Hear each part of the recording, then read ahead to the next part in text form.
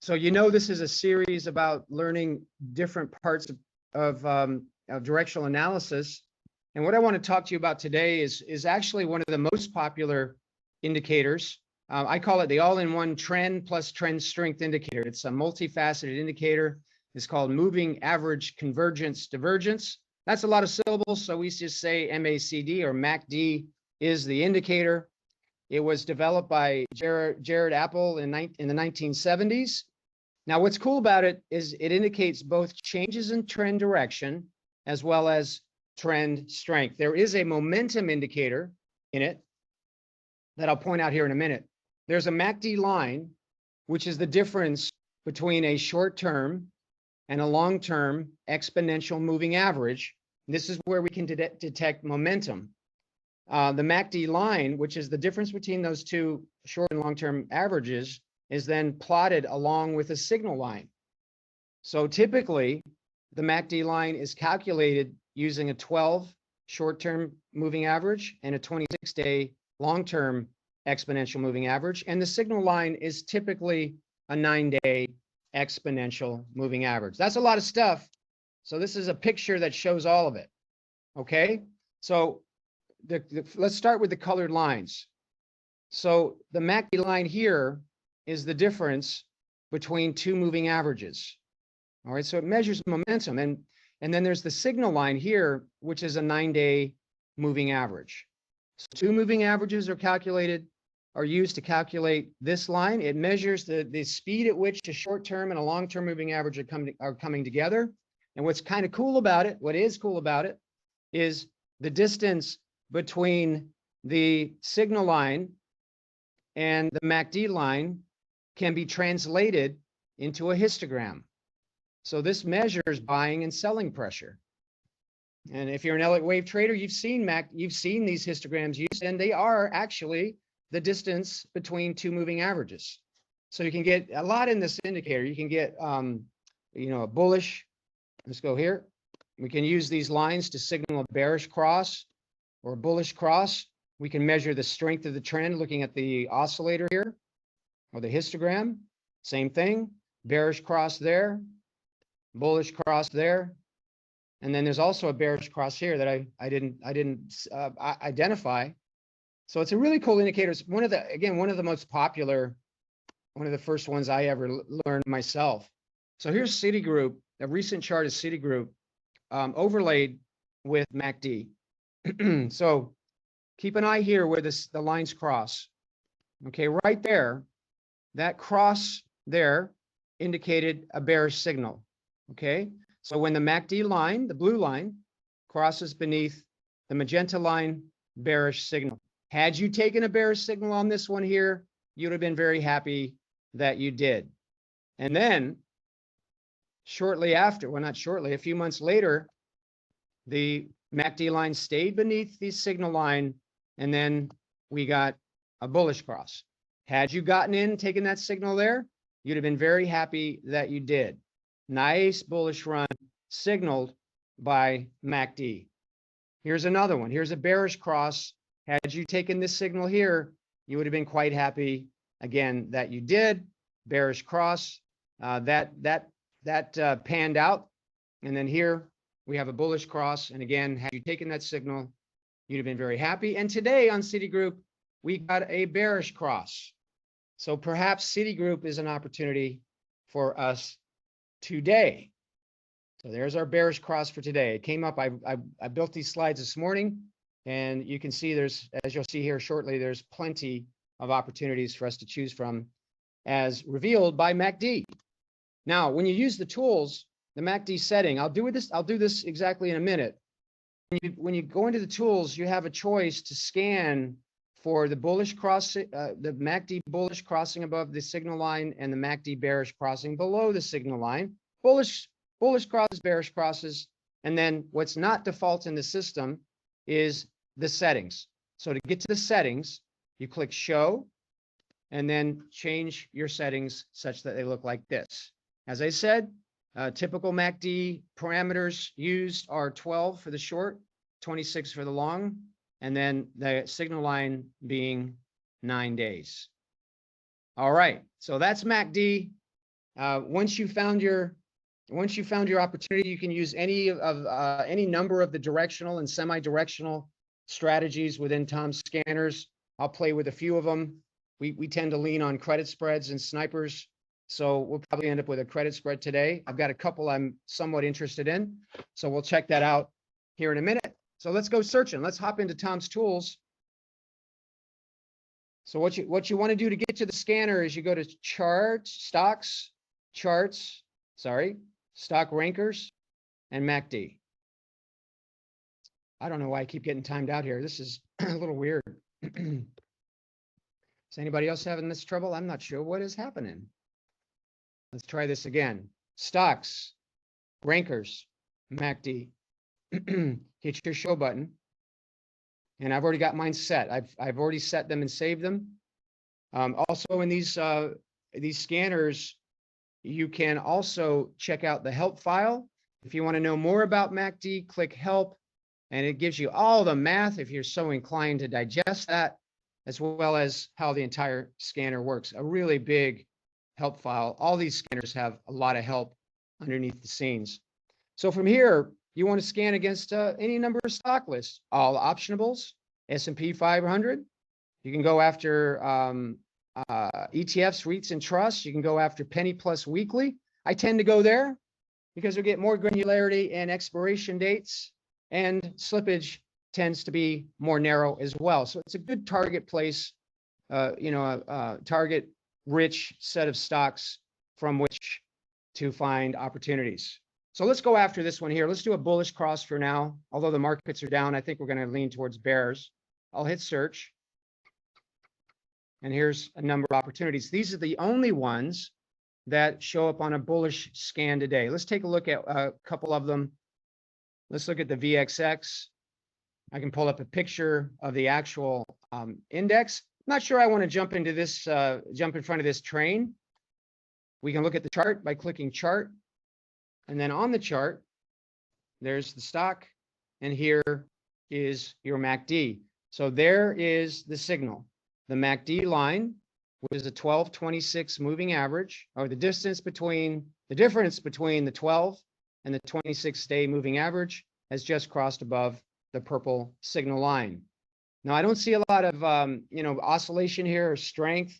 More sideways, looks more sideways to me. The thing about these triggers that I've really got to amplify is they don't always work. You get false signals from time to time. So you got to know that you need to potentially confirm with other indicators. Let's go to the NOC chart here. Again, there's your bullish cross. Now, this is slightly subtle and a little subjective. Now, when you get a cross that, comes in softly, that's less of a powerful cross. Ideally, what you want to see is more of an angle right here. Here, not so much, kind of a sideways cross above. You want a sharper angle into, typically, if I'm looking at these things, I like to see a sharper angle into the signal line. And if I scroll up here, that was a bearish cross where the MACD dropped pretty fast across the signal line. And that would have been a really good indication that a bearish trend is coming. And that's exactly what happened there. This one, though, sort of a sideways cross on Northrop. Looks more sideways to me. Not convinced this thing is ready to rise from here. So there's some subtleties to the ranker. Again, you need to confirm. Let's check out Seva. There you go. Those are the kind of crosses we like to see. All right, so lots of distance and then a sharp correction through. That's a bearish cross. If I come up here, good. That would have worked out nicely. Here's a sharp bullish cross. That would have worked out nicely. And here is a fairly sharp bullish cross as well. Maybe that one will work out nicely as well. All right, so I could keep looking at more, trying to reveal some subtleties. Now check this out. there's what, 10 bullish crosses. And then based on Friday's data, Friday's market movement, I'm going to go bearish and look how many more bearish signals there are than bullish. There's 36. These are all the stocks that in the penny plus weekly stock list that have just had a bearish cross. All right, with the markets toppy a little bit, and I might go after Intel though. Intel looks pretty good. Let's do something with this bearish list to start with. Okay, so from here, what I could do is save these 36 stocks, all of these here. Let's take a look at one real quick here. Let's take a look at LVS. Just to confirm, that's a little toppy there. Pretty nice angular cross, bearish signal. There's a nice bullish signal right there. Look at that. MACD line crosses, you know, not perpendicularly, but like a 45-degree angle across the signal line. And that would have been a nice bullish signal for a bullish trade. And today we've got a pretty sharp cross beneath. Maybe Las Vegas Sands is indeed ready to correct. Okay, now with all of these scanners I've been talking about, it's not a great idea just to use MACD and take the signals. I like to confirm. I like to look at news. I like to look at other moving averages. And I even like sometimes to take the results of the scan and then further run further scans against them, which I'll demonstrate in just a minute. Markets are up, markets are open. Let's take a quick look. I love that sound. One of my favorite sounds during my day, that sound. So let's see what so we're opening right where we thought. Strong support at 4,100 on the S&P 500. I'm already seeing a hammer pattern there. Let's give it some minutes here and we'll come back, take a look. All right, now from here, I'm going to save these 36 stocks into my stock list by clicking replace. All right, so all of these have bearish MACD crosses. And then from there, I could go to searchers, single strategy, and there's a lot you could do. All of these are scanners in Tom's tools. You could sell naked puts. I used to do a lot of that. You could just go calls in this case, or puts in this case, calls or puts. You can do vertical spreads. You can do any of these things. What I'd like to do, since we're primarily at this stage a credit spread trading group, is I could go to call credit spreads, and I click default parameters short term, and then I want to grab my stock list. Remember, this list contains all the stocks in the penny plus weekly list that have a bearish MACD cross. Let's hit search and let's see what comes up on the list here. Notice Citigroup is all over the place here. Now, of course, I want to look at a chart on Citigroup. Now I can see the stock chart here, stock in the IV chart. Citigroup came down hard on Friday. We'll see what it's doing in a minute. That's a possibility. I just don't like selling when stocks are reaching multi-month highs as this one is. I want to be really careful that we don't hop in front of this stock if it starts to recover. So be careful with that. We've got TMUS earnings. Stocks dropped. Strong resistance up here at 152. Now, what I also want to do here is let's pull up a stock chart so we can actually see the indicators. So I'm going to go to stock charts here. In my stock chart, I have moving averages shown, are about to be shown. Let me turn on my moving averages. Now the 2612 is in the MACD indicator. So what I'll do instead here to add another set of indicators to give myself a bit of directional probability, or at least more indication, is I'm going to go ahead and add the 200 and the 50-day average down below here. You can see I have MACD turned on twice, actually. I only need it once. And then down here, my MACD parameters are shown, 12, 26, 9 update. And now we have a bit more information with which to work. And there's your bearish cross on MACD. The stock's just hit a multi-month, maybe an annual high, maybe longer. Is it going to stop? MACD says maybe. A nice little nice angular cross of the MACD line below the magenta signal line. These signals work quite well, but sometimes they don't. So I would be cautious on this. So I think you're getting the idea. Now what we can do, let me see, let's check out a few more here. Let's go to PDD, Pinduoduo. This is the Chinese company. Let's see what it's doing pre-market, just for fun. Yeah, it's down, it gapped down today on the news of us shooting, the US shooting down a Chinese spy balloon. But that's a high there that hasn't been reached in quite a while. Strong support at 89 or so, 89 and a half, 50-day average. Not too excited about selling a call credit spread up here. So I probably wouldn't take that one. Okay, now let's save this list of 24 stocks. Oh, hold on a minute. I'm going to rerun this because I want to get my stock list restored. And then I'm saving it back. Now, here's further washing that we can do. These bearish MACD crosses are now saved in my stock list. So from here, I could say, you know, I also want to use one of my other rankers. We've talked about RSI. That was last week. ADX is another one of my personal favorites. We could go into stock analysis and look for volume, stock volume. You know, any one of those things would be nice confirming indicators. Before, what I was playing with was ADX. Let's try ADX quickly.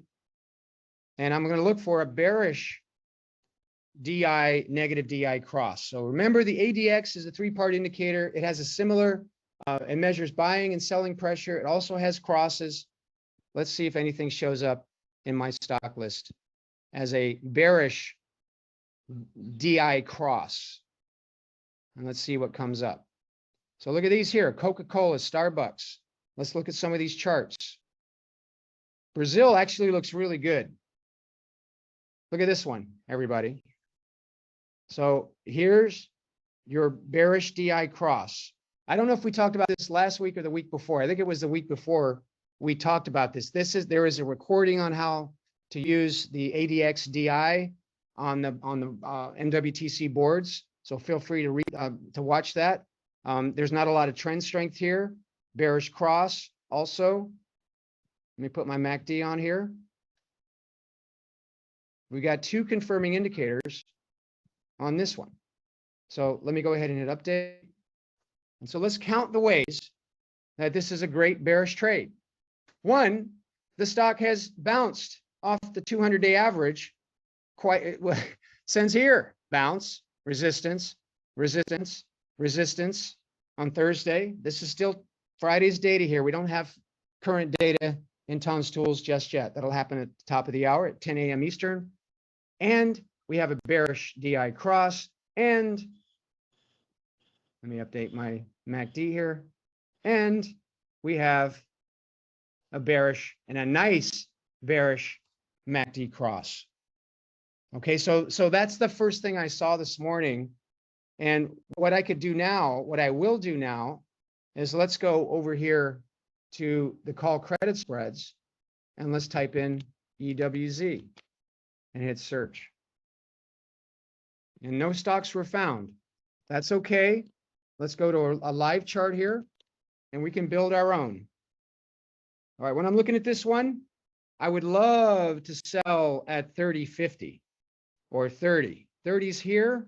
Zooming in a little bit. Live chart. There's the current price. Stock's fallen away a bit too much for us to get much money up here. We might have to sell at 30, maybe 29.50. I can quickly check the available credits in Thinkorswim. A simulated trading account. I'm not recommending Thinkorswim. There's plenty of other live platforms. I like this one, and I teach with it because it has a really nice simulated engine. This is not real trading, it's paper trading.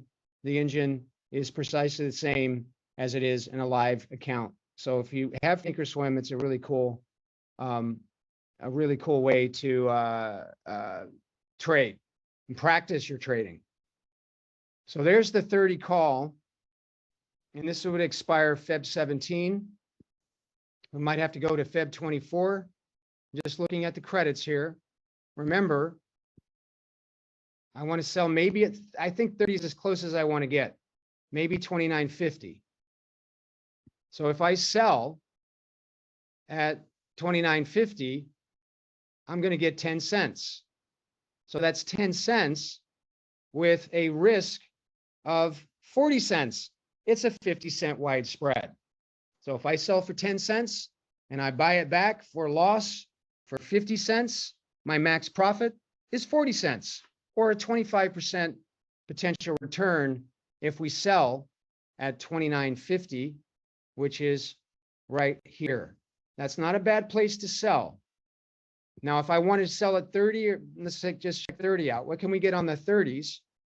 There's 30. I can only get 7 cents. So what's 43? 7 divided by 43. Hey Siri, what's 7 divided by 43? Let me ask my secretary real quick. 16%. That's 16% in the next 11 days. That's worth a look. So let's hop into Tom's tools. And although the scanner didn't find one for us, I'm going to go into option chains here and build it myself. I know what I want. So the expiration, I already forgot, Feb 17. Let's check that out. That's Feb 17. EWZ is in the hopper. I want 30% of the available strikes shown on the option chain. Scroll down a little bit. Again, these prices are going to be different than they are now because this is Friday's data in Tom's tools.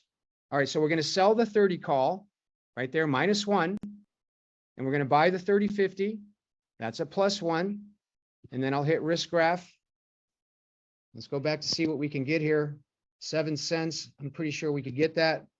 So what I'll do here is change the sell price of the 30 call to 7 cents, and then 0 cents above. Don't worry about the individual leg prices. I don't know what well, I could look them up. Doesn't matter. Net credit 7 cents, and that would give us 16% over 14 days. That's max profit. 16. That's the rule is, you know, for me, it's a minimum of 10% and at least 1%. Other than that, at least 1% of potential ROI for every day in the trade. 14-day trade, 16, bigger than 14, check. Good trade. I like it. Here's the risk graph, a little bit of profit, a lot of risk, as we found out on JetBlue. That's this game. If you don't like that, find a different game. 80% statistical probability of profit. I like it. I like it. I like it. How many contracts are we going to do? Okay, 43 is for 1. Let me review that math I gave you earlier. The distance between the strikes is 50 cents. So the maximum value of this spread is 50 cents. If you sell the spread for 7 cents and you have to buy it back for max value of 5 cents, 50 cents, excuse me, 50 cents, then your max risk on the trade is 43 cents or $43 for the shares controlled. That's right here. At expiration, that's right here. So if the stock moves up a little bit, and you got to know this, then you could get into max loss territory pretty quickly. Fortunately, and you know, in the first handful of days of life, all the way up to the 5th day, 5 days to go, you can see here that your risk is not max risk. We would handle this trade by putting a penny buyback, buy it back for 10%, rounded to the nearest penny. So we'd have a GTC order to buy this back for a penny. GTC, take the profits if they're there, most of the profits, and the other is if the stock closes above 30.07, close the trade down for whatever loss you have to take.